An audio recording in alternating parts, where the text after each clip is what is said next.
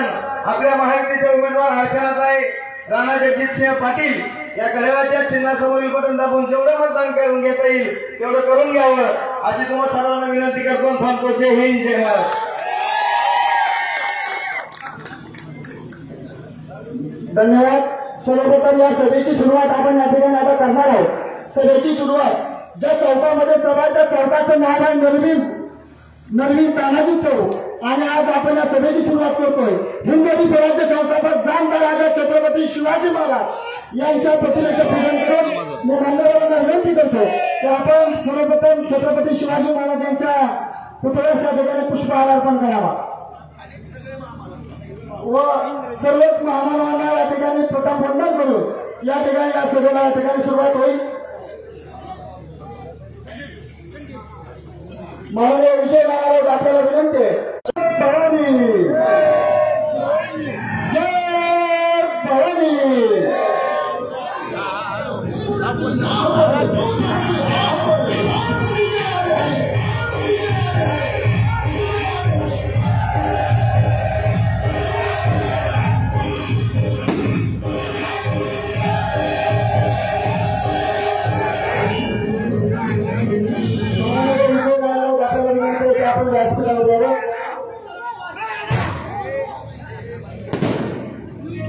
यानंतर या ठिकाणी मी आमंत्रित करतो मनोगत सर्वप्रथम या ठिकाणी या ऐतिहासिक विजयी संकल्प सभेचं अध्यक्षपद आदरणीय किसनदादा पवार यांनी स्वीकारावं आणि उभा करून किसनदादा पवार यांनी उभा राहून या ठिकाणी सर्वांना सभा चालू करण्याची या ठिकाणी अनुमती द्यावी अशी विनंती करतो.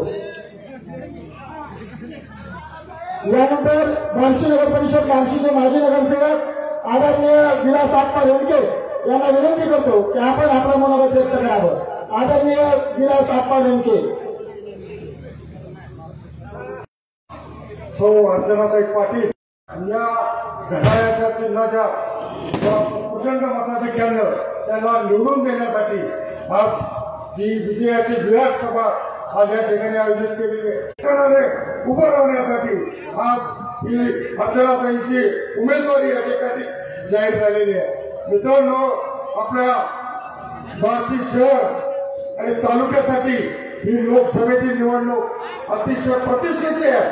याचं कारण असं की ही उमेदवारी राजाभाऊ राऊत यांनी आत्ताच त्या खेचून आणलेली आहे आणि ती जबाबदारी या बार्शी शहर तालुक्याचे आपल्या नेत्याच्या प्रतिष्ठेचा प्रश्न आहे. कारण असं की आज ज्या राजाभाऊ यांनी आज आपण पाहतोय आपल्या बार्शी तालुक्याचे आज आपण 25-30 वर्षापासून जे भोग होते ते संपण्याचे दिवस कुठंतरी आलेले आहेत. आणि त्यामुळेच या 15 महिन्याच्या कालावधीमध्ये जवळजवळ 2,500 कोटी रुपयाचा निधी बांधून आणला आणि त्यामुळं खूपसा सिंचन योजना असेल, साठवण तलावाचं रूपांतर, साठवण तलाव असतील, बंधारे असतील आणि हे सर्व काम करून माझ्या शेतकऱ्याला चांगले दिवस आले पाहिजे यासाठी जो नेता अहोरात्र काम करताय आणि त्याच्या पाठीमागं आपण खंबीरपणे उभं राहायला पाहिजे आणि जास्तीत जास्त मताधिक्यानं आपण अर्चनाताईंना निवडून आणलं पाहिजे.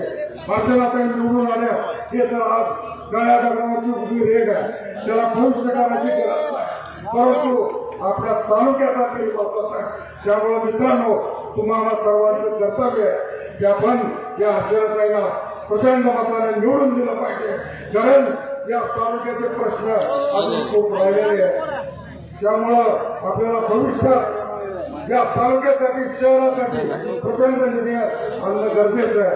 आज शहराचं चित्र बदलत आहे, त्यासाठी सर्वांना तुम्हाला एकच विनंती करतो आणि अर्चनाताई यांना 7 पैसा दिवशी हमको मिटा सके एक जमाने में दम नहीं, हमसे जमाना खुद है, जमाने से धन्यवाद. यानंतर आदरणीय बार्शी नगर परिषदेचे माजी नगराध्यक्ष रमेश अण्णा पाटील यांना विनंती करतो की आपण आपलं मनोगत व्यक्त करावं. आदरणीय रमेश अण्णा पाटील.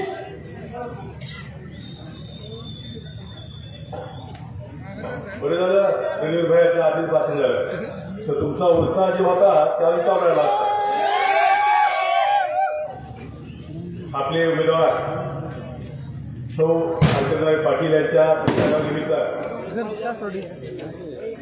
या व्यासपीठावर उपस्थित असलेले आपणा सर्वांचे नेते लोकप्रिय आमदार आदरणीय राजेभाऊ राऊत, सन्माननीय व्यासपीठ आणि या शेवटच्या सभेला आणि महत्वपूर्ण सभेला उपस्थित असलेले सर्व मतदार बंधू आणि भगिनींनो, विकास कामावर सगळेच बोलत आहेत, मी त्याच्यावर काय जास्त बोलणार नाही. पण खरं तर ही निवडणूक देशाच्या भविष्याची निवडणूक आहे. असं असताना आपल्या नेत्यानं या तालुक्यामध्ये आतापर्यंत जवळजवळ 4,000 कोटीच्या आसपास निधी आणला. त्याच्यामुळे विरोधकांकडे बोलायला काहीच संधी नव्हती, काहीच चान्स नव्हता. त्यांच्या जेवढ्याही प्रचारसभा झाल्या, आपला विरोधी उमेदवार थोडक्यात तो फोन राजे ज्याला आपल्या नेत्याबद्दल कॉल बॉय या कॉल बॉयनं वऱ्याच्या सभेमध्ये बोलायला काहीच नसल्यामुळं तुमच्या बार्शी तालुक्याच्या आमदारानं करोना काळात काय केलं असा प्रश्न उपस्थित केला. मित्रांनो, आपल्या सगळ्याला माहित आहे, दिवस रात्र राजेभाऊना या तालुक्याचा लोकप्रतिनिधी म्हणून, एक आमदार म्हणून ज्या पद्धतीनं काम केलं त्याला तोड नाही. त्याच्यात काही त्यातल्या आपण एक महत्वाचे आपण काम या ठिकाणी खरं काम आपण बघू. सुरुवातीला आपल्याला माहित आहे, या कोरोनाची भीती संपूर्ण जगामध्ये पसरली होती, अत्यंत महामारी पसरली होती. डॉक्टर लोक सुद्धा त्या ठिकाणी इलाज करण्यासाठी पुढे येत नव्हती. अशी भयंकर परिस्थितीमध्ये राजेभाऊने त्या ठिकाणी धाडसी निर्णय घेतले. पहिलं काम केलं, डॉक्टर लोकांची मीटिंग घेतली, डॉक्टर लोकांना विनंती केली, त्यांना पाठबळ दिलं, तुम्ही पुढे या म्हणून. आणि मग ह्या डॉक्टर लोकांना काही खरेच लोकांना सुरुवातीला एक धाडसी निर्णय घेतले. उत्स्फूर्तपणे कोविड सेंटर सुरू केलं. त्याच्यामध्ये पहिले म्हणजे आपले आमदार डॉक्टर त्यांनी स्वतःचं खाजगी हॉस्पिटल राजेभाऊच्या विनंतीला मान देऊन त्यांनी कोविड सेंटर सुरू केलं. त्याच्यानंतर बायपासला त्रिवेणी मंगळवार आले आपले मिलिंद चौधरी डॉक्टर, एक तरुण नौका डॉक्टर, त्यांनी देखील अशा महामारीला कंट्रोल करण्यासाठी आणि लोकांची सेवा करण्यासाठी त्या ठिकाणी कोविड सेंटर सुरू केलं. त्याच्यानंतर जगदाळे मामांचं हॉस्पिटल डॉक्टर यादव साहेबांना राजेभाऊने विनंती केली. दिवसेदिवस पेशंट वाढत आहेत. नुसता आपल्या तालुक्याचा प्रश्न नव्हता, आपल्या तालुक्याच्या आजूबाजूला असलेल्या सगळ्या तालुक्याचे पेशंट या बार्शी शहरामध्ये येत होते. राजेभाऊने कधी भेट केला नाही. मी माझ्या तालुक्याचा फक्त असा विचार केला नाही. मित्रांनो, आपल्याला माहित आहे, बार्शी शहर म्हणजे एक मेडिकल हब आहे. पुण्या मुंबईच्या तुलनेपेक्षा सुद्धा आपल्या इथे चांगला इलाज होतो. कोरोना हा नवीन रोग होता. डॉक्टर लोकांना सुद्धा त्याला कशा प्रकारचे ट्रीटमेंट द्यावे हे समजत नव्हतं. अशा परिस्थितीमध्ये कर्मल मामासाहेब जगदाळे यांचं जे हॉस्पिटल आहे मामाजवळे, त्यांना सुद्धा राजेभाऊची विनंती, त्यांनी पण कोविड सेंटर सुरू केला. मला सांगायचं मित्रांनो, हे इतकं सगळं केलं असताना या काय नाम फोन बॉय, त्या फोन बॉयनं तुमच्या माहितीसाठी सांगतो, पत्रकार बंधूंनो, हा फोन बॉय सुद्धा त्याला करोना झाला. तो धाराशिवमध्ये तो ऍडमिट झाला नाही, पुण्याला नाही, तो बार्शीतला कर्मवीर मामासाहेब जगदाळे अर्थात राजभाऊने सुरू केलेल्या हॉस्पिटलमध्ये तो ऍडमिट झाला. आणि तो दुरुस्तून बाहेर गेला. ही राजेभाऊची पुण्य आहे. आणि तुम्ही राजेभाऊला म्हणता की तुमच्या आमदाराने बार्शी तालुक्यामध्ये कोरोना काळात काय केलं.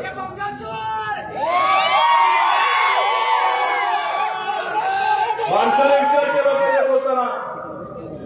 अहो, तुम्हाला तिकीट सुद्धा राजेभाऊने दिलं, त्याचा साक्षीदार मी आहे. मग आपले राजेभाऊ आमदार नव्हते 19 साली. त्यावेळेस मित्रांनो तुमच्या माहिती सांगतो, रवी गायकवाड रुलिंग खासदार होते. तिकिटाची स्पर्धा होती. राजेभाऊने एक आपला लहान भाऊ म्हणून त्याला मदत करण्याचं ठरवलं. तिकीट ज्यावेळेस राजेभाऊ देतो म्हणले, कोणी सांगितलं मदत करतो म्हणल्यावर मातोश्रीने सांगितलं त्यांना या फोनला काय त्या कॉलवाल्या सांगितलं की तू राजभाऊ राऊताचं आमदार साहेबांचं लेखी पत्र आण तेव्हा तुला तिकीट देतो. ही गोष्ट सत्य आहे. मी जे बोलतोय एकही वखत खोटं नाही. मित्रांनो, आपलं पत्र दिलं तेव्हा तुला तिकीट दिलं आणि आपण मागे होतो म्हणून ती खासदार झाला. तुला नैतिकता नाही. तू चुकून शेवटची सभा म्हणून धाडचण बोलून गेला इथून. त्याच्यानंतर बोलला असता तर तुझं काय झालं असं तुला कळलं नसतं. या ठिकाणी दुसरी गोष्ट आपल्या सगळ्या या ठिकाणी खुलासा केला पाहिजे. मित्रांनो बोलतो विकास कामाला बोलणार नाही. आमचे मित्र ते सुद्धा खरं तर ही निवडणूक लोकसभेच्या व्यक्तिगत बोलायची कुणी कोणाला काय कारण होतं. मराठा समाजाबद्दल आमदारांनी काय केलं म्हणून त्या पोरकेच्या संदर्भात प्रश्न विचारला वाऱ्या सभेमध्ये. आता तुम्ही सांगा एसीबीसी प्रमाणपत्र आपल्या मराठा तरुणांना देण्यासाठी तिथं एक खर्च येत होता, अडचणी येत होत्या म्हणून आपण संत तुकाराम हॉलमध्ये आपण मेळावा घेतला. मित्रांनो, हे कुणी केलं होतं? मोदीं साहेब हे कुणी केलं होतं? आपल्या सगळ्या शिवप्रेमीला हे बार्शीच्या नगरपालिकेचं बार्शीकरांच्या हक्काचं एक स्वतःच पूर्ण आकृती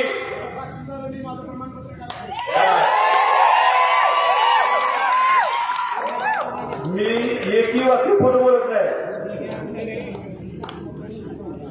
आपल्या बार्शीतला शिवप्रेमी तरुण मित्रांची इच्छा होती शिवाजी महाराजांचा पुतळा पार्क आणि पूर्ण आकृती पुतळा. कारण जो एक पुतळ्याचा शिवाय शिक्षण प्रसार मंडळाचा आहे.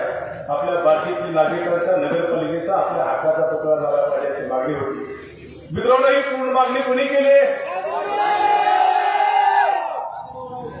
1984 सालापासून मराठा मंडळाची स्थापना झाली. मित्रांनो, आपल्या जुन्या लोकांनी परिस्थिती गंभीर होती त्यावेळेस असे मराठी लोक एकत्र येणं सुद्धा त्या काळात अवघड होतं. त्याचे काय खरेच पुढे मंडळ स्थापन केलं होतं. त्या लोकांची सगळ्यांची इच्छा होती आपला मराठा समाज एक मराठा मंदिर असलं पाहिजे. कित्येक वर्षापासून आपण त्याचा प्रयत्न करतो. तुमच्या सगळ्यांच्या माहितीसाठी सांगतो की आता मंदिर तयार आहे. फक्त आपल्याला आता या अडचणीमुळे निवडणूक असल्यामुळे आचारसंहिता असल्यामुळे आपल्याला त्याला फक्त लोकार्पण करता आला नाही. ते कोणी केलं? पूर्णपणे त्या ठिकाणी त्या मेळाव्यासाठी गर्दी करण्याचा प्रयत्न केला, जाण्याचा प्रयत्न केला. त्याच्यासाठी आमच्या रवीर भाईकडे नाना राऊताकडे थोडी मदतीची अपेक्षा केली. त्या ठिकाणी गाड्या देण्याचं काम कोणी केलं? इतक्या सगळ्या गोष्टी जर आपण वेळे केल्या असती. वयाच्या 16 वर्षापासून आपला आमदार समाजासाठी कष्ट घेतो. त्या ठिकाणी अनेक प्रतिकूल परिस्थितीला तोंड देत असताना जर तुम्ही असा प्रश्न उपस्थित करत असाल तर माझी विनंती आहे, हा राजकारणाचा भाग आहे मित्रांनो. परंतु निवडणूक ही त्या निवडणुकीच्या पद्धतीने लढा. बेछूट आरोप, खोटे आरोप करू नका. तुम्हाला विचारलं तर तुम्ही काय केलं तर तुमच्यापाशी एक उत्तर सुद्धा नाही. अशाच पद्धतीनं हे चुकीचे असे आपल्यावर आरोप केले जातात. माझी विनंती आहे, पण असे काही घडू नये. आव्हानात्मक कोणी कोणाला बोलू नये. आज आपण मित्रांनो, ही लोकसभेची निवडणूक आहे. देशाच्या हिताची निवडणूक आहे. देशाचं संरक्षण कोण करत हे बघण्याची निवडणूक आहे. देशाचा कणखर नेता कोण असला पाहिजे हे बघण्याचं आहे.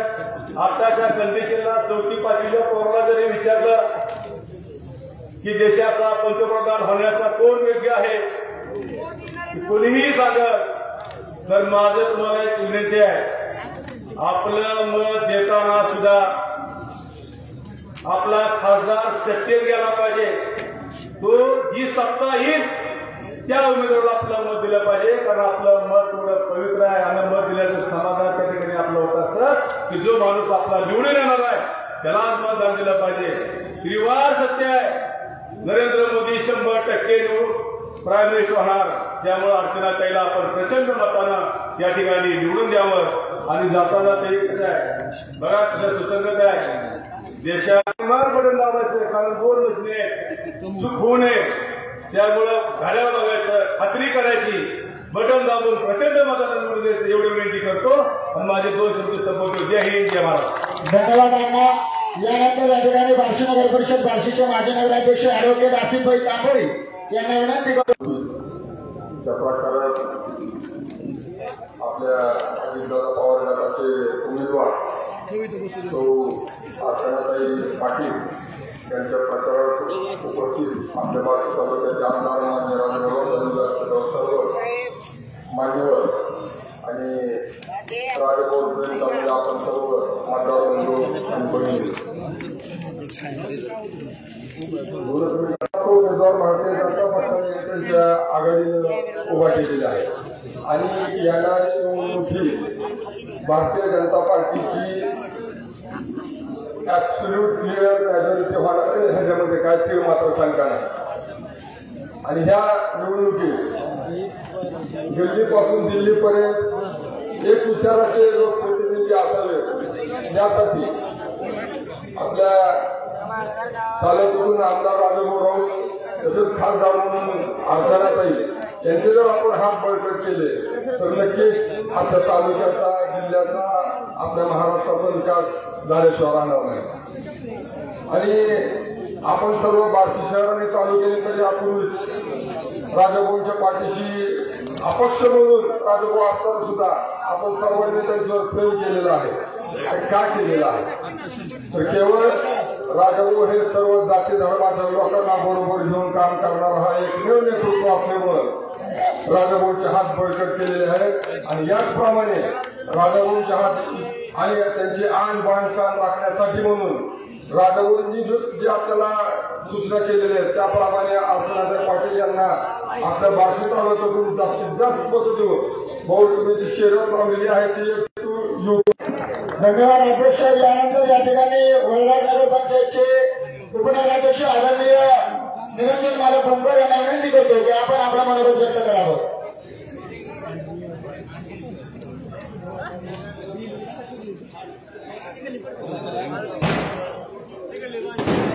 आदरणीय निरंजन मालक भोंगर या ठिकाणी आपलं मनोगत व्यक्त करतील.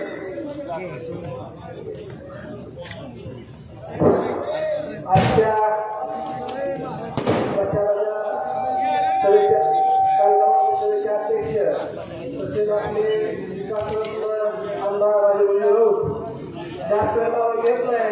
सन्माननीय व्यासपीठ संतोबा निंबाळकर, काक्षे, विक्रम सावळे, सर्व जातेसाहेब, सर्व सन्माननीय व्यासपीठांसमोर बसलेले सर्व विजयाचे संप्रदाय बहुमान आम्हाला वाढवून दाखवा.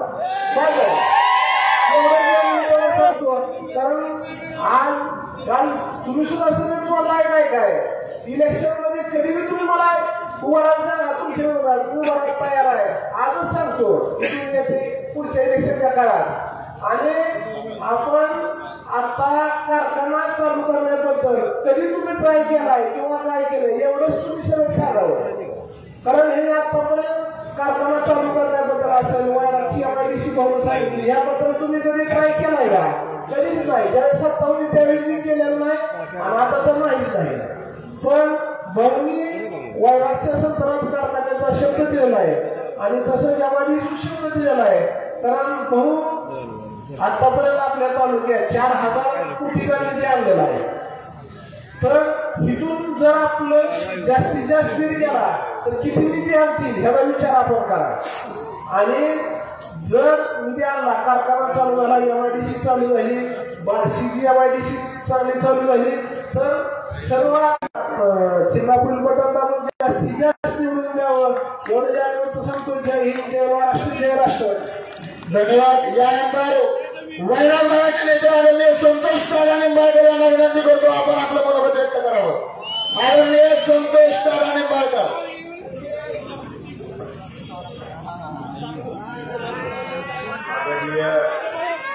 आपले नेते राजेभाऊ रमेशअण्णा पाटील, अरुणभाऊ काक्षे, निरंजन मालक भोंगर, केशवबापू बोगरे यांचे आपला सर्व ज्येष्ठ आयोजित केले. वास्तविक पाहता काल वैरागमध्ये सभा झाली. सभा झाल्यानंतर वैराग आणि वैराग भागातील सर्व कार्यकर्ते, सर्व मतदार, सर्व ज्येष्ठ मंडळी त्या ठिकाणी आले होते. परंतु आजपर्यंत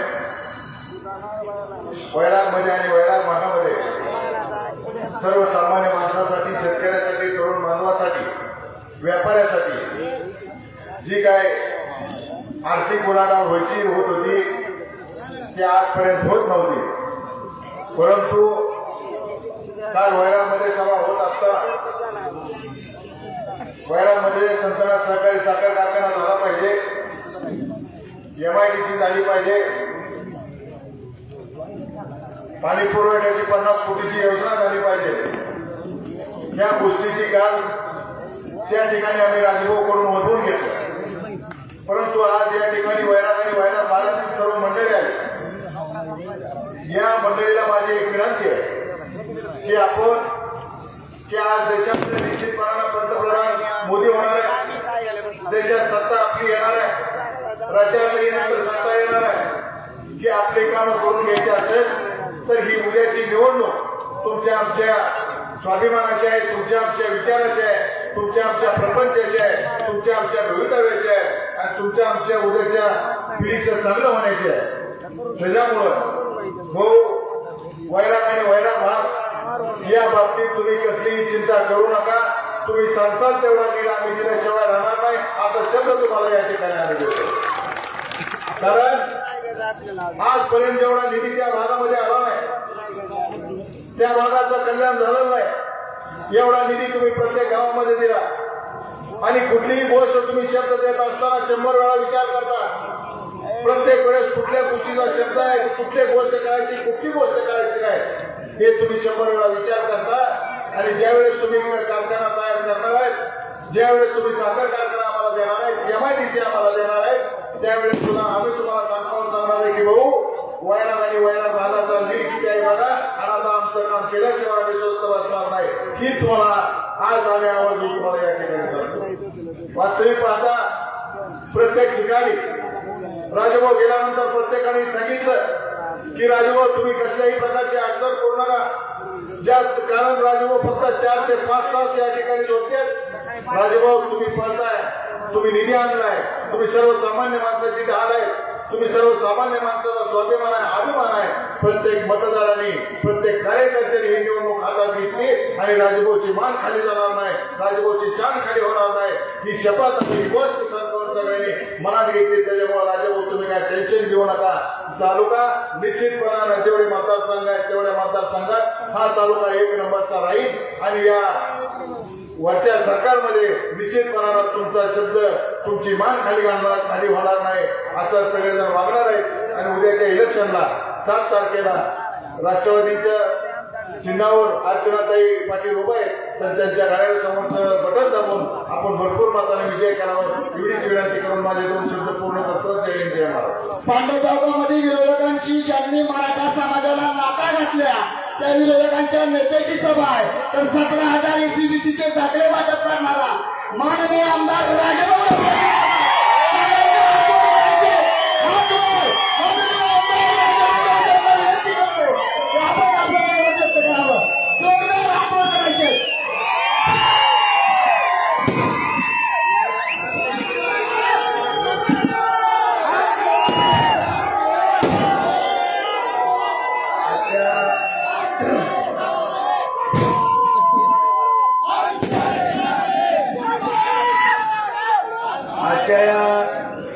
आपल्या उस्मानाबाद उद्या 5 तारखेला उद्या 5 वाजेपर्यंत त्याचा खऱ्या अर्थानं प्रचार असतो. परंतु 43 पर्यंत टेम्परेचर गेलेलं आहे आणि सकाळची आपली शेवटची पदयात्रा असते. घराघरातून या भागातून ऐकणाऱ्या माझ्या माता भगिनी, लाईव्हच्या माध्यमातून ऐकणारे माझे सर्व तमाम या तालुक्यातील या धाराशिव उस्मानाबाद लोकसभा मतदारसंघातील सर्व मतदार बंधू भगिनी, तुम्हाला मी प्रणाम करतो, अभिवादन करतो. बांधवांनो, आज या ठिकाणी संपूर्ण गेली 25 दिवस झालं रात्रीचा दिवस करून आता दादांनी सांगितलं सकाळी 5:30, रात्री कधी 3 आणि 2:30, फक्त 4 किंवा 5 तास, 4 तासाच्या वरती गेली 25-30 दिवस झाले मित्रांनो झोपच नाही. आणि या ठिकाणी सुरुवातीलाच मी आपल्याला एवढी मोठी गर्दी जरी असली तरी आज ही गर्दी गेले 25 दिवस मी वाडी वस्ती तरी माझी 20-25 गावं राहिली आहेत. काही गावं रणवीरनं घेतली, काही गावं संतोषदादांनी निरंजन मालकाने घेतली, काही शहर नानाने घेतलं, नगरसेवक बंधूंनी घेतलं, रमेश अण्णा आशिफबाई सर्वजण आपण एकत्रित आलं. आणि आज एकत्रित आल्यानंतर निश्चितपणानं मित्रांनो जे काही या प्रचार सभांच्या माध्यमातून आपण विकासाच्या कामावरती बोलत होतो, परंतु विनाकारण आपल्यावरती बरेच आरोप केले मित्रांनो. आता मला रमेश अण्णांनी सांगितलं की मूळ सुरुवातीचा कोरोना काळातला मुद्दा मित्रांनो, कोरोना काळ हा आपण कधीच न विसरणारा काळ आहे. त्या ठिकाणी सगळे माझे पत्रकार बांधव उपस्थित आहेत मित्रांनो. आज भाऊ भावाला पाणी देत नव्हता, कोणी कोणाला विचारत नव्हतं, डॉक्टर सुद्धा पुढे येत नव्हते मित्रांनो. आणि अशा परिस्थितीमध्ये त्या कोरोना काळामध्ये आपण झोकून देऊन या ठिकाणी जीवाची पर्वाही न करता या ठिकाणी काम केलं. आपल्या सगळ्या जे कोरोनावरती बोलले मला हसू येत आहे. बार्शी तालुकाच नाही तर संपूर्ण मराठवाड्यातले माझे बंधू भगिनी, या संपूर्ण भागातले सर्व माझी मंडळी, आज 11 ठिकाणी आम्ही कोरोनाचे या ठिकाणी हॉस्पिटल सुरू केले. बाजार समितीमध्ये केलं होतं, मंगल कार्यालयामध्ये केलं होतं, डॉक्टर कर्मवीर मामासाहेब जाकळे या ठिकाणी केलेलं होतं, आज या ठिकाणी वैरागला केलं होतं. आणि रोज सकाळचा नाश्ता, दुपारचं जेवण, संध्याकाळचं जेवण, की जे भाऊ भावाला पाणी देत नव्हते मित्रांनो, अखंडपणाने कोरोना काळामध्ये मिनरल वॉटरच्या पाण्यासहित सांगायच्या गोष्टी नसतात, परंतु नाही इलाजानं सांगावं लागतं. आणि त्याचं जेवण किंवा ते पाणी सुद्धा तुम्ही विरोधाकडे टीका करणार, तुम्ही सुद्धा पेलाय, तुम्ही सुद्धा ते जेवण केलं हे तरी आता काढायचं नसतं कधी कोणी खाल्ल्या दिलेलं. पण आता तुम्हाला जर जनाची नाही मनाची नाही तर मला ह्या गोष्टी बोलावं लागतील मित्रांनो. आणि आज या ठिकाणी संपूर्ण सोय केली, सगळे इंजेक्शन आणले. फडणवीस साहेबांनी सनफर्मा कंपनीतनं डायरेक्ट इंजेक्शन पाठवले, ते जगदाळे मला त्या ठिकाणी दिले. आणि सर्व बार्शी तालुक्यामधल्या मराठवाड्यामध्ये येणाऱ्या सगळ्या पेशंटवरती उपचार करण्याचं काम बांधवून आपण त्या ठिकाणी केलं. असं की जीव वाचवले मित्रांनो, परंतु काय जवळची माणसं त्यामध्ये गेली. आज ती वेळ गेली, वेळ गेल्यानंतर काय जणाला टीका करायचं सुचतं मित्रांनो, परंतु काळ असा होता तो डोळ्यातनं धारा येत होत्या की कोणी कोणी मृत्युमुखी पडतंय. मातीला सुद्धा माणसं जात नव्हती मित्रांनो. नगरपालिकेच्या माध्यमातून ज्यावेळेस मी अंत्यविधी करण्याचा विषय असायचा, घरची माणसं नसायची मित्रांनो, त्यावेळेस माझ्या स्वतःच्या काही पैशानं त्या ठिकाणी अंत्यविधी करण्याचं काम करत होतो आणि सगळ्या लाकडा देण्याचं काम करत होतो. त्यावेळेस तुम्ही सगळे पळून गेले होते, कुणीही एक सुद्धा रस्त्यावरती नव्हता. सगळ्या बार्शीकरांना माहित आहे, रोजचे फोटो बघा, ह्यांचे कुठे फोटो दिसतात का त्यांनी दाखवावे मित्रांनो. एवढं मोठं काम आपण त्या ठिकाणी कोरोनामध्ये केलं. आणि आपल्या पंतप्रधानांनी तर कर केला मित्रांनो, काम तर केलंच केलं, परंतु आपली अर्थव्यवस्था मजबूत करण्याचं काम केलं मित्रांनो. आज त्यांनी ती अर्थव्यवस्था मजबूत केली मित्रांनो. आज बोलणं काय कुणाचं जातं. आज 73 वय त्यांचं त्यावेळेस झाल्या आणि आज भारत देश शस्त्रास्त्रांची निर्यात करतो. आज रेल्वेचं जाळं विणलं गेलं, मोठ्या प्रमाणामध्ये रेल्वे आपण या ठिकाणी जाळं विणलं, प्रत्येक ठिकाणी रेल्वे झाली. वंदे भारत सारख्या 50हून अधिक गाड्या नव्यानं भारत देश बनवला. या पद्धतीनं काम केलं मित्रांनो. आणि ह्या अर्थव्यवस्था मजबूत असल्यामुळंच आणि नरेंद्र मोदी साहेबांच्या मार्गदर्शनाखाली शिंदे साहेब मुख्यमंत्री झाले, फडणवीस साहेब उपमुख्यमंत्री झाले. परंतु आज या बार्शी तालुक्याला या ठिकाणी निधी आणण्याचं काम आपण सातत्याने केलेलं आहे. गेल्या वेळेस विलासराव देशमुख साहेब होते, नारायण राणे साहेब होते, त्यांच्या माध्यमातून बार्शी तालुक्यामध्ये MIDCची जागा ताब्यात घेतली. उपसा सिंचनला 20 कोटी आणले, मुख्यमंत्री पंतप्रधान सडक योजनेचा निधी आणला, PWDच्या माध्यमातून निधी आणला. बार्शी बार्शी तालुक्याला त्यावेळेस मोठ्या प्रमाणामध्ये निधी आला. त्यानंतर मी 10 वर्ष आमदार नव्हतो. सगळीकडे वसाड कुठेही रस्ते नीट नव्हते. सगळे खड्डे कुडगे खड्डे अख्ख्या तालुक्यामध्ये होते. परंतु तुमच्या सगळ्यांच्या आशीर्वादाने आमदार झालो आणि मग मी म्हणल्यासारखं पंतप्रधान नरेंद्र मोदी साहेबांनी अर्थव्यवस्था मजबूत ठेवली मित्रांनो. त्यामुळं संपूर्ण बार्शी तालुक्यामधला चेहरा मोहरा बदलण्याचं आज आपण काम केलं. या शहरामधला चेहरा मोहरा बदलायचं काम आपण या ठिकाणी करतोय, केलंय, करायचंय. आज शेतकऱ्याच्या शेतीला पाणी द्यायचा हा कसबा आहे. नरवीर तानाजी मालुसरे चौक या ठिकाणी या चौकामध्ये मूळ कसबा म्हणून आपण या ठिकाणी सभा होते मित्रांनो. ज्या सर्व शेतकरी बांधवांचं वास्तव्य या कर्मभूमीमध्ये या ठिकाणी ही जन्मभूमी सगळ्या शेतकरी बांधवांची. त्या शेतकऱ्यांच्या शेताला पाणी द्यायचं मित्रांनो. आज शिंदे साहेब आणि फडणवीस साहेब दोघंच मंत्रिमंडळ होतं. 700 कोटीची मंजुरी आणली मित्रांनो. उपसा सिंचन योजनेला 350 कोटीच्या निविदा काढल्या, काम चालू आहे. 12,550 हेक्टर क्षेत्र वर्षाच्या आत वलिताखाली येणार ही योजना 1996 सालची होती. मग 1996 सालापासून किती वेळेस ही विरोधक सत्तेत होते, काय केलं? 10-5 कोटीच्या वरती निधी आला का मित्रांनो? या गोष्टीचं उत्तर येणे या ठिकाणी देणं गरजेचं आहे. आज एवढं मोठं काम चालू आहे. 12,550 हेक्टर क्षेत्र वलिताखाली येणार आहे. त्याचबरोबर 37 साठवण आणले, 35 साठवण तलावाची कामं चालू आहेत. आज आपण बार्शी नगरपालिका एवढं मोठं शहर आहे मित्रांनो. पिण्याच्या पाण्याकरता माझ्या माता भगिनीला धडपड करावं लागते, वाईट वाटतंय. रोज सकाळी 6च्या पुढे फोन येतात, भाऊ पाणी आलं नाही, भाऊ इकडे अडचण आहे. रोज सकाळी काळजी घेतो. आणखी सुद्धा एवढं प्रचारात असताना सुद्धा कुठला जरी फोन आला तरी त्या ठिकाणी टँकर पाठवण्याचं, भया बारमळेला पाठवण्याचं, फोन खांब्याला सूचना देण्याचं, शिवला सूचना देण्याचं काम केलं जातं मित्रांनो. आज या ठिकाणी जवळपास 14 बोर घेतले आणि कडेच्या विहिरीतलं पाणी या ठिकाणी उजनीच्या फिल्टरवर नेलेलं आहे. 1 कोटी लिटर पाणी मित्रांनो उपलब्ध केलं. फक्त 25 लाख रुपये पहिला खर्च केला, 50 लाख लिटर उपलब्ध केलं आणि परत 25 लाख केला.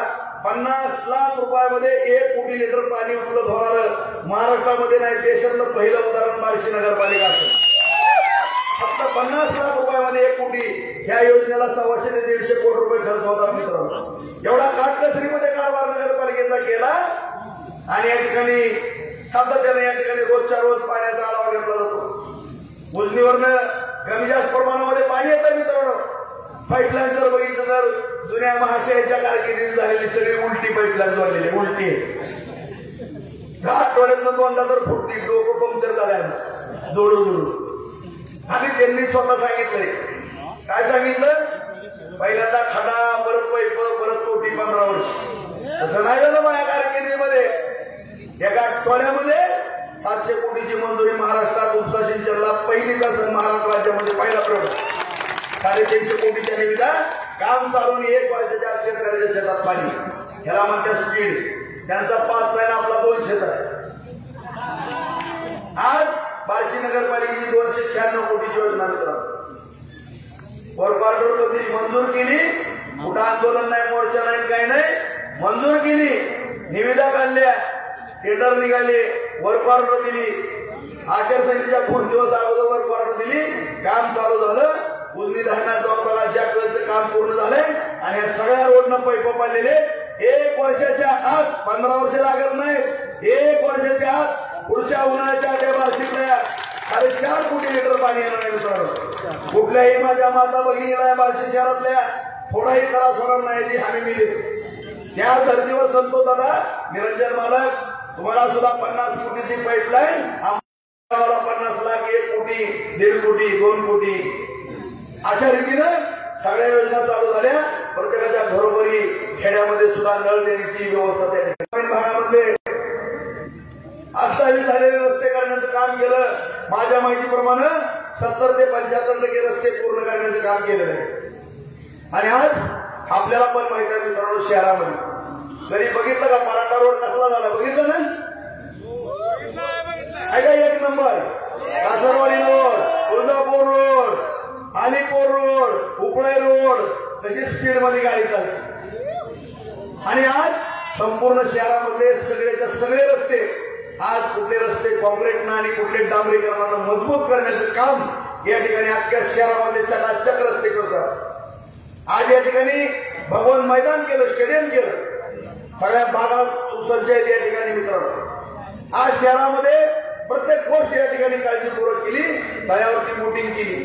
संपूर्ण शहरामध्ये लाईट असेल, रस्ते असतील, गटरे असेल, दिवाबत्ती असेल, अविकसित भाग असेल, सगळ्या गल्ली बोळामध्ये रस्ते, गटरे, दिवाबत्ती करण्याचं काम केलं। आज एवढा मोठा निधी आज या ठिकाणी आपण बार्शी नगरपालिकेच्या माध्यमातून उपलब्ध केला मित्रांनो। आज या ठिकाणी काम करत असताना पाण्याच्या बाबतीमध्ये मी मगाच सांगितलं, उपसा सिंचन योजना, साठवण तलाव आणि सगळ्यात महत्वाचं आज खऱ्या अर्थानं भगवंताची नगरी आहे बार्शी। आपली पुष्पा नदी आहे मित्रांनो, ती सुद्धा या ठिकाणी दुर्वास ऋषीच्या शापानं पालखी झाली।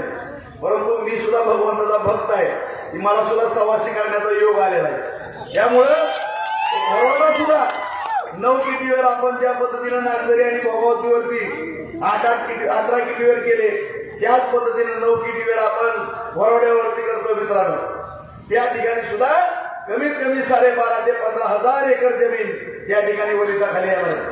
आमच्या आदरणीय अण्णांनी पवारांनी त्या दिवशी मुलाखतीत सांगितलं, मी एवढा मला मोठी उपाधी दिली, त्यांची मला त्या दिवशी आठवण आली। आणि फडणवीस सुद्धा म्हणले की राजभाऊराव म्हणजे बार्शीचा भगीरथ आहे। माझ्यासारख्या भगवंताच्या भक्ताला एवढी मोठी पदवी मिळती, त्याचं एकमेव कारण आहे की रात्रीचा दिवस करून आज जलयुक्त शिवार असेल, उपसा सिंचन असेल, साठवण तलाव असतील, बाजार तलाव असतील मित्रांनो, सातत्याने शेतकऱ्याच्या शेताला पाणी मिळालं पाहिजे। आणि या दृष्टिकोनातून काम करत असताना आज मी लिहून देतो स्टॅम्पवरती, येणाऱ्या 1 ते 1.5 वर्षाच्या आत 50,000 एकर जमीन जर नाही बागात झाली, आपला राजकारणाचा संबंध नाही। हाय का चॅलेंज द्यायची तुमची हिंमत? आज 5 ते 6 वर्षाच्या आत 1 लाख एकर जमीन बागायत होणार मित्रांनो, त्याची मी हमी देतो। कारण आपल्याला वरती नरेंद्र मोदी साहेब असल्यात, एकनाथ शिंदे साहेब आहेत, फडणवीस साहेब आहेत, अजितदादा आहेत, सगळी काम करणारी मंडळी आहेत मित्रांनो। जे मुख्यमंत्री होते 2 दिवस सुद्धा मंत्रालयात आलेले नाही, फोनवरती फक्त लाईव्ह। हे जसे फोन आले तसे ते लाईव्ह आले, त्याला काय काम नाही मित्रांनो। आणि दुर्गाचा भाग काही विरोधक सुद्धा विचित्र प्रचार करते तो, आणि त्याला बळी पडणारा काही ठराविक माझा तरुण मित्रांनो, मी समजू शकतो या लाईव्हच्या माध्यमातून माझ्या भावना या ठिकाणी माझ्या तरुण मित्रांना तालुक्यातल्या समजून घेणं गरजेचं।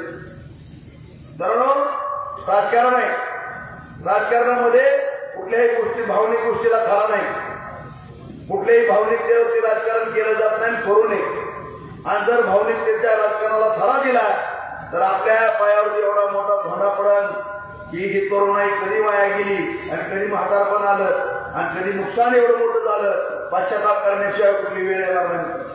माझी नम्रतेची विनंती आहे माझ्या तालुक्यातल्या तरुण मित्रांना, काय तरुण मित्र थोडे काय मुद्द्यासाठी वेगळ्या दिशेने जाण्याचा प्रयत्न केला होता, परंतु जाऊ नका, कुठली चूक करू नका मित्रांनो। तुमच्या समोर जी उभारलेली व्यक्ती फार कष्टा खाऊन इथपर्यंत आलेली आहे। सगळ्या कामाचा, कष्टाचा, मोलमजुरीचा, उद्योग व्यवसायाचा सगळा कठोर अनुभव माझ्यासारख्या कार्यकर्त्याला मित्रांनो। सामाजिक कार्यकर्ता म्हणून काम केलेला कठोर अनुभव आहे।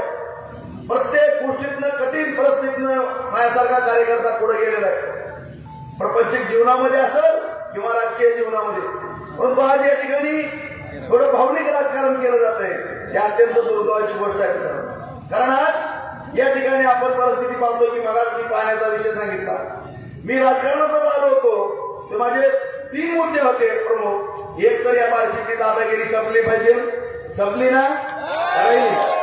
नंबर 1 पाण्याचा विषय सुटला पाहिजे, शेतीच्या सुटायला लागला ना आता जवळपास 50% तिसरा मुद्दा एमआयडीसी मध्ये उद्योगधंदे उभारले पाहिजे आणि उद्योगधंदे उभारल्याशिवाय माझ्या तरुण मित्रांना काम मिळणार नाही। जाऊन एमआयडीसी कार्ड सोडण्याला बघा, कारखाने उभारायला लागलेले। तिकडे इंद्रेश्वर मजबूत झालाय, आर्यन यांनी बंद पाडलेला, त्या आर्यनला सुद्धा कर्ज दिले मित्रांनो डीसीसी बँकेच्या माध्यमातून, तो सुद्धा कारखाना बंद पडलेला चालू झाला। तिसरा कारखाना संतनात सुद्धा लवकरात लवकर चालू होत आहे, त्या ठिकाणी सुद्धा 150 एकर मध्ये MIDC मित्रांनो होती, काळजी करू नका। आज दिलीप शेठ गांधींनी सुद्धा माझ्यासारख्या कार्यकर्त्यावरती विश्वास ठेवून त्यांनी सुद्धा धाडस केलं आणि 200 कोटीचा प्लॅन टाकला मित्रांनो 500 टनाचा। त्या ठिकाणी सुद्धा हजारो पोरांना काम लागलेलं आहे। त्याच पद्धतीनं आर्यन मध्ये पोरं काम करतायत, इंद्रेश्वर मध्ये काम करतायत, त्याचबरोबर खंडनाथ मध्ये पण काम करणार आहेत आणि ते MIDC मध्ये पण काम करणार आहेत। उपळाईला सुद्धा उपळाई सिंदरीच्या मध्ये सुद्धा 125 ते 150 एकरची MIDC आपण लवकरच करतो। त्या ठिकाणी सुद्धा MIDC करायची, कारण इकडे 600 एकर MIDC होती, 135 एकर जागा घेतली। आता शेतकरी बांधव म्हणतात की भाऊ आता आम्ही 1 एकर जागा देणार नाही।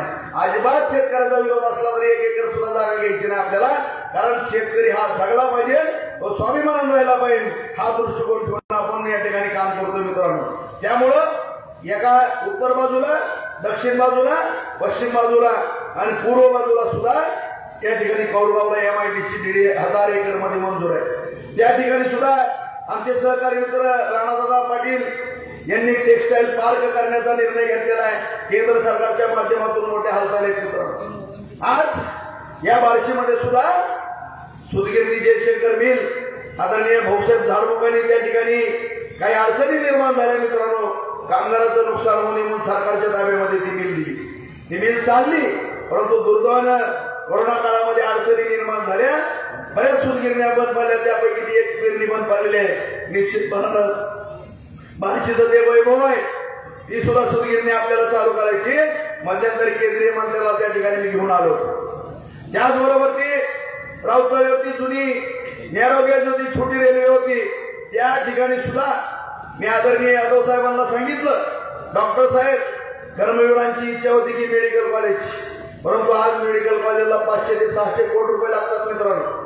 फार कठीण समस्या अर्थकारणाची झालेली आहे, परंतु निश्चितपणानं आदरणीय आमच्या कर्मवीर मामासाहेबांचं स्वप्न लवकरच पूर्ण करू आपण। केंद्रीय मेडिकल कॉलेज या ठिकाणी रेल्वेच्या जागा मिळाली। या बार्शीतून डॉक्टर कर्मवीरांनी तयार केले, तसेच आणखी सुद्धा या आसपासच्या भागात डॉक्टर तयार करून पाठवण्याचं काम या ठिकाणी केलं जाईल। अशा रीतीनं कारखानदारी MIDC मध्ये कारखाने, पाणी, दळणवळणाची साधनं मित्रांनो ही सगळी आपण करतो। हे करत असताना सोलापूर रस्ता केला, धाराशिव उस्मानाबाद रस्ता केला मित्रांनो, पूर्ण बघा चकाचक आहे। आज लातूर रस्त्याचं काम चालू आहे।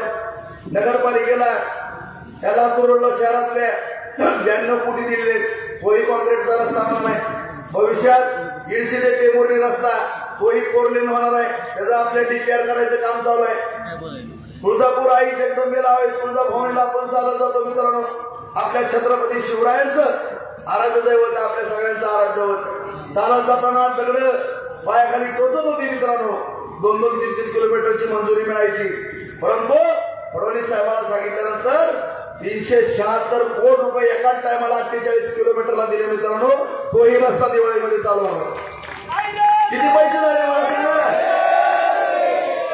पैसे झाले किती? लातूर रस्ता, सोलापूर रस्ता, उस्मानाबाद रस्ता, तुळजापूर रस्ता, शहरातले रस्ते, सगळे ग्रामीण मधले रस्ते, कधी होतं काही माझ्या सुद्धा स्वप्नात बघितलं नव्हतं। 4000 कोटी रुपये माझ्या माता भगिनींकरता 150 कोटी रुपये मंजूर केले मित्रांनो बचत गटाला। आज शहरामध्ये 5000 घरं आपण देऊ शकलो, 2000 घरं आपण या ठिकाणी पंतप्रधान आवास योजनेच्या माध्यमातून, 1500 घरं रमाई माता आवास योजनेचं 1596 घराचं काम पिंपळगाव रोडला चालू आहे। ग्रामीण भागामध्ये 5000 घरं दिली। अहिल्यादेवी होळकर या विहिरीच्या योजनेतनं 3000 विहिरी या ठिकाणी आपल्या ग्रामीण भागामध्ये दिल्या मित्रांनो। कुठलं काम या ठिकाणी राहिले मला सांगा। रात्रीचा दिवस करून आपण या ठिकाणी काम करतोय आणि एका बाजूला टिंगल टावाली आणि काही थोडेफार विषय असतात मित्रांनो।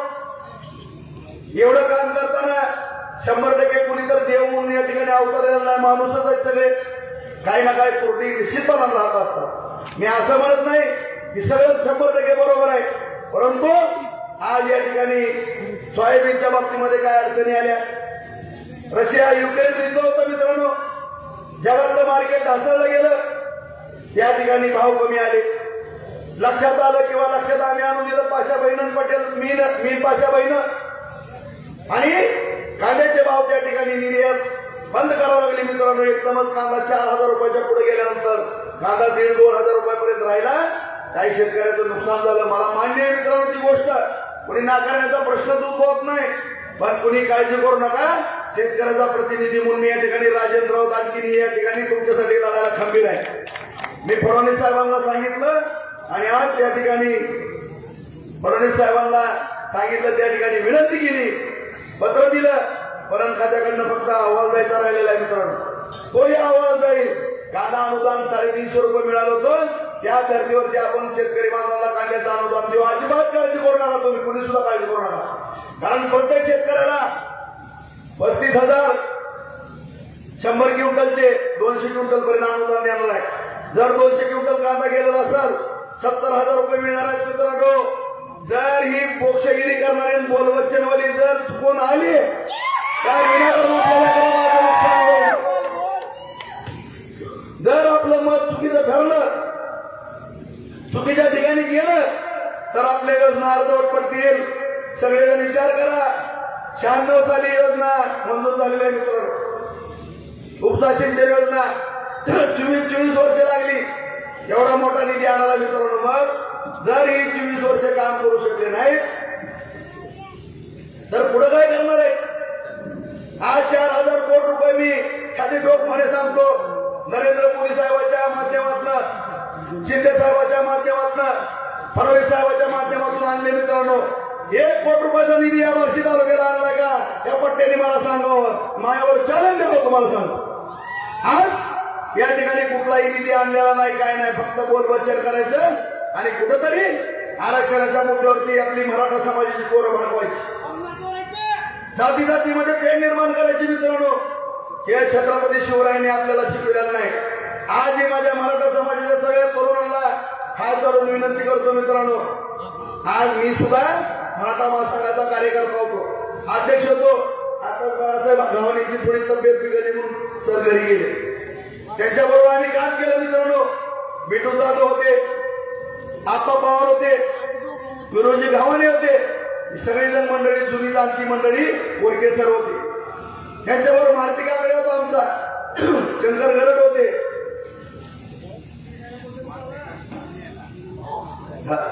आणि या ठिकाणी काम करत असताना सातत्यानं आरक्षणावरती आम्ही भांडलो, मोर्चे काढले.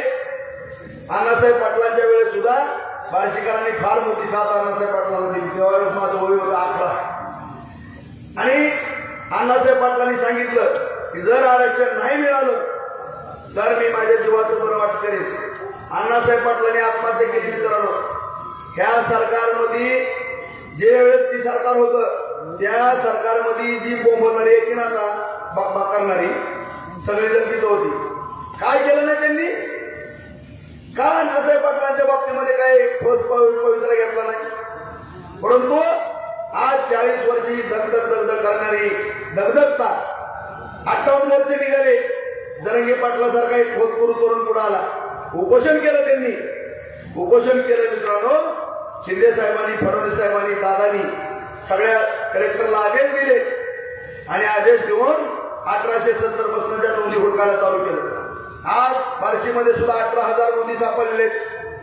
सगळ्यांना कुणबीचे दाखले मिळू लागलेले आहेत मित्रांनो. ज्यावेळेस परमपूज्य डॉक्टर बाबासाहेब आंबेडकरांनी मराठा समाज बांधवांना त्यावेळेस सुद्धा सांगितलं होतं की तुम्ही सुद्धा आरक्षण घ्या. काही मोठी मोठी लोक होती, 100-200 एकर जमीन होत्या मित्रांनो. त्यावेळेला त्यांनी थोडा विरोध केला. काही जणांची काम करताना इंग्रज सरकारमध्ये कुणबी म्हणून नोंद लागली, काही जणांनी नोंदी लावल्या नाहीत मित्रांनो. त्यामध्ये आता ह्या सरकारचा काय दोष आहे?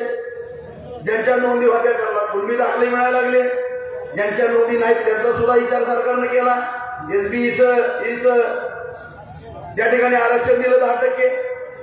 त्याचे दाखले सुद्धा आपण या ठिकाणी संत तुकाराम हॉलमध्ये 18,000 दाखले त्यावेळेस दिले. आताही आपल्या ऑफिसवर दाखले देण्याचं काम चालू आहे. आणि मला शिकवायला लागलं राजभाऊ राऊत मराठा समाजासाठी काय केलं. आणि काय केलं पाहिजे? तुम्ही समाजाचं नेतृत्व करायला निघालेला काढू आणि तुमच्या एखाद्या टेंडरसाठी तुम्ही फोटो उचलायला लागले तिकडे. हे कशाला माझ्यासारख्याला शिकवता? काय केलं आणि काय नाही आमच्या जीवाला माहिती आहे, बार्शीकरांना माहिती.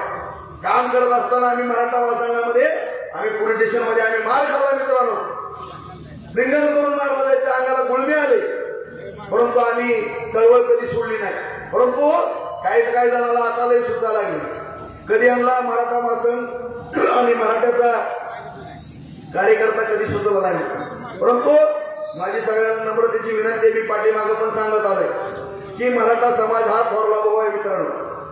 मराठा समाज हा थोरला भाऊ आहे आणि मराठा समाजाने थोरल्या भावाची भूमिका पार पाडली पाहिजे. काय खेड्यामध्ये परिस्थिती आहे, मराठा समाजाची जर मुलं थांबली, मी पाठीमागं पण सांगितलं की ओबीसी समाज बांधवाची मुलं पाठीमागं निघून, दलित समाजाची मुलं याच्यावर जातात. कशाचं लक्ष नाही, कशामुळे जातीवाद करायचा. छत्रपती शिवरायांनी आपल्याला हे शिकवलं का? आज महाराजांनी 18 पगड जातीचे बांधव बरोबर घेतले, हिंदवी स्वराज्य निर्माण केलं मित्रांनो. आज पण बघा तुम्ही महाराष्ट्रातलं उदाहरण असं, अख्ख्या मुस्लिम समाजाने आपल्याला पाठिंबा दिलाय. कशामुळे दिलाय? आज बार्शीमध्ये एवढा पाठिंबा का मिळतो? धनगर समाजाने पाठिंबा दिला, वंजारी समाज बांधवांनी पाठिंबा दिला, माळी समाज बांधवांनी पाठिंबा दिला, सगळे समाज बांधव पाठिंबा काय देतात? मी पण मराठा समाजाचा आहे. काय एवढी 18 पगड जातीची माणसं जवळ एवढ्या प्रेमाने येतात मित्रांनो, काहीतरी त्याला कारण असेल ना.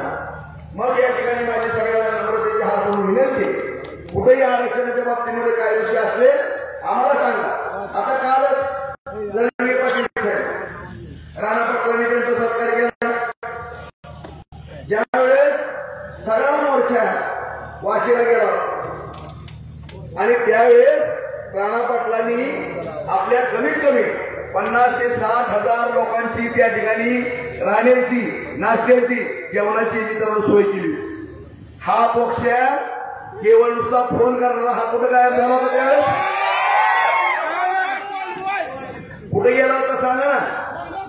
अरे त्यांनी काम केलं. मला रमेश अण्णांनी सांगितलं, मला काय गोष्टी मला स्वतः केलेलं असतं भरपूर पण सांगता येत नाही. या ठिकाणी आदरणीय तुकाराम बापू शिंदे या चौकातच होते, त्यांच्या अध्यक्षतेखाली मिटिंग झाली आहे पोपळे हॉलमध्ये 1989 साली. मराठा मंदिर बांधायचं ठरलं, सगळे कसरते मराठ्याची मंडळी तिथं एकत्र आली. 89 पासून तो विषय पेंडिंग होता. किती पैसे गेले माझे माहिती आहे? सांगू का नको? हिशोब करा मित्रांनो. व्यक्तिगत 40 लाख रुपये आतापर्यंत तिथे खर्च केला. सांगा 40 लाख. मराठा समाजाचा विषय नाही, सगळ्या समाज बांधवाला सभागृह दिली, सगळे जेवढे तेवढे दिले का नाही? शिवाय खटिक समाज बांधवाचं दिले का नाही? गिसाडी समाज बांधव दिले का नाही? तांबोळी समाज, बागवान समाज, अत्तार समाज, किली समाज, माळी समाज, नावी समाज, कुठला समाज राहिला? पिंजारी समाज, मला सुद्धा माहित नाही, तुम्हाला माहित नाही, एवढं मला सुद्धा आठवलं. सगळ्या समाज बांधवाला दिली. मलाच मी सांगितलं की सगळ्या जातीला आणि आणखीनही कुणी राहिलं असलं तर मला हक्कानं मागा. काही असेल मी 100% देणार आहे. आज छत्रपती शिवरायांचा पुतळा आहे, आज डॉक्टर बाबासाहेब आंबेडकरांचा पुतळा आपण बसवणार आहे, आईल्या देवींचा पुतळा बसवणार आहे मित्रांनो. महाराजांचा बसला या ठिकाणी पुतळा, आईल्या देवींचा बसवतोय, राणा महाप्रतापांचा बसवतोय, बसवेश्वरांचा बसवतोय, छत्रपती संभाजी महाराजांचा बसवतोय. सगळे पुतळे महात्मा ज्योतिराव फुलेंचा पुतळा बसवणार आहे मित्रांनो. या अगोदर शाहीर अमर शेखांचा पुतळा बसवला, अण्णाभाऊ साठेंचा पुतळा बसवला मित्रांनो. सगळे पुतळे ह्या थोर पुरुषांचे बसवण्याचं काम या ठिकाणी केलं. सगळ्याला बरोबर घेऊन चालतो मित्रांनो आपण. आणि या ठिकाणी विकास सोडून भावनिकतेच्या मुद्द्याला हात घातला जातो. परंतु माझी पुन्हा एकदा हात जोडून विनंती आहे मित्रांनो, अजिबात भावनिकतेच्या हाताला देऊ नका. जर आपण एक चूक कराल तर आपल्या पायावरती एवढा मोठा धोडा पडणार आहे. 10 वर्ष बार्शी मागत आहे, 10 वर्ष. आणि जर आपला खासदार नरेंद्र मोदी साहेबांना पंतप्रधान करायला नसेल तर आपल्याला सुद्धा ताट मानून त्या ठिकाणी जायची अडचण निर्माण होणार आहे. त्यामुळं अर्चनाताई पाटील यांना आपण निवडून देणं गरजेचं आहे. 272 खासदार लागतात, 272 खासदार लागतात मित्रांनो पंतप्रधान व्हायला. नरेंद्र मोदी साहेबांच्या जवळ 375 खासदाराचं बहुमत होते आता सर्वेमध्ये आपण बघतोय. परंतु या ठिकाणी आपला हक्काचा खासदार असणं गरजेचं आहे. ज्या पद्धतीनं तुम्ही मला आमदार केलं म्हणून मी एवढं करू शकलो, त्याच पद्धतीनं ताईला खासदार केलं अर्चनाताईला तरच आपण त्या ठिकाणी करू शकतो. नाहीतर 10 वर्ष बारशी मागे राहिली मित्रांनो. कुठलीही चूक करू नका. आणि माझी नम्रतेची विनंती की तुम्हाला माहिती आहे की माझा सर्व स्वाभिमानी आणि अत्यंत जीवाभावानं कुठलीही ग्रामपंचायत आली काय कमी पडून दिलं का मित्रांनो? सांगा इथं ग्रामीण भागातले काय कमी पडलं? सोसायटी आली, जिल्हा परिषद, पंचायत समिती, सभापती, नगरसेवक, नगराध्यक्ष, जीवाचं रान केलं मित्रांनो. कधी मागं हटलो नाही, हटणार पण नाही. परंतु स्वाभिमानानं जीवन जगत असताना वरती जर आपल्याला जायचं असेल तर एवढं जर तुमच्यासाठी तळमळीनं काम करणारं नेतृत्व तुम्ही तयार केलेलं असेल तर त्याची मान कधी खाली घालून घेऊ नका. एवढीच माझी हात जोडून विनंती आहे मित्रांनो. कारण या ठिकाणी जर आपल्याला चांगलं मताधिक्य मिळालं तरच मला त्या ठिकाणी पण ताट मानायला जाता येईल. नाहीतर मी कसं जाऊ सांगा बरं? जर आपण मायनस गेलो तर मी कशी मान राहणार आहे माझी? अरे मग तुम्हाला योग्य वाटेल का तुमच्या राजूभाऊची मान खाली राहिलेले?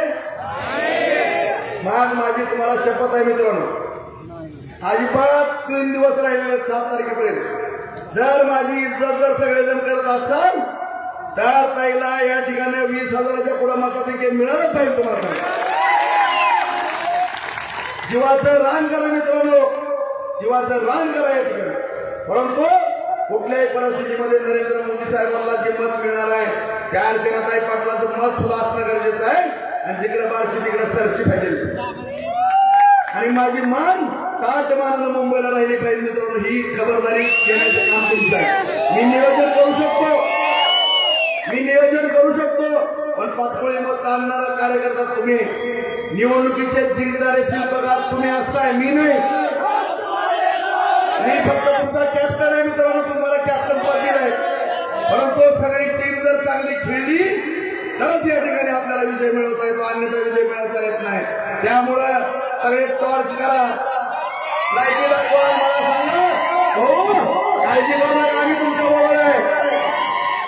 ही माझ्या प्रतिष्ठेची निवडणूक आहे मित्रांनो. माझ्या या ठिकाणी माझ्या बहिणीचा प्रश्न आहे, माझ्या इज्जतीची काळजी घेणार का नाही ते सांगा मला.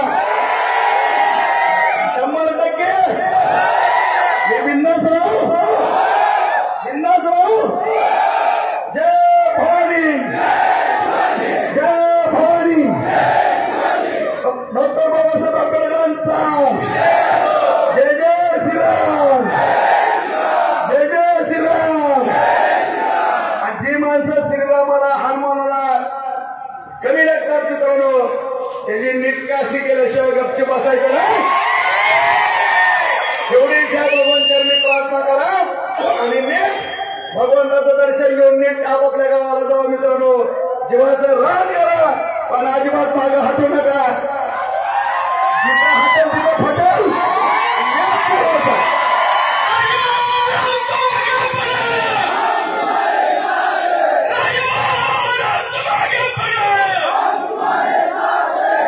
एवढंच काम करा. आणि सगळ्यात महत्व कांदा, सोयाबीन, आरक्षण या सगळ्यापेक्षा महत्व मित्रांनो देशप्रेमाला. देशप्रेम वंदे वंदे भारत माता की, भारत माता की, भारत माता की जय हिंद, जय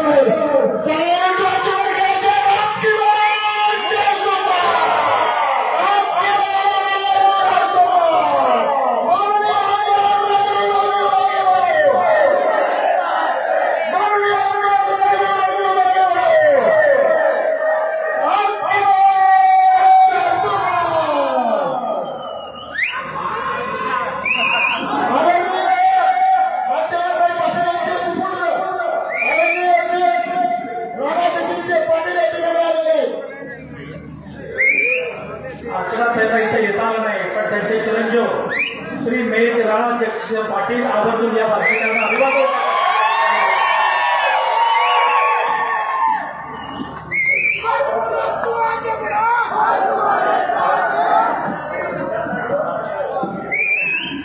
नमस्कार, कशा सर्व? 7 तारखेला माझी आई उभारली आहे 1 नंबरवर घड्याळाला मतदान करा करणार. धन्यवाद.